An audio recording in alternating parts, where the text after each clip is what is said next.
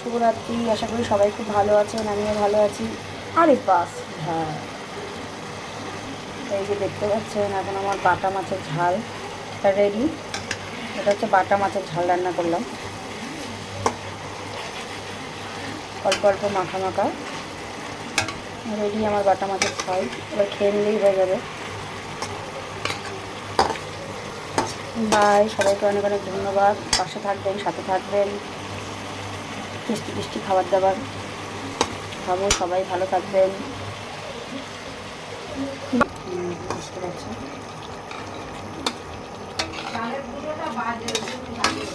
তাই না? হতে পারে চালের গুঁড়োটা বাজে বলো, ভালো ভালো ভালো। এই যে দেখতে পাচ্ছি একটু ঝোল ঝোল করলাম, মানে মেখে খাবো কি দিয়ে, তাই জন্য একটু জল দিয়ে দিলাম, একটু শুকনো হয়ে গেছিলো।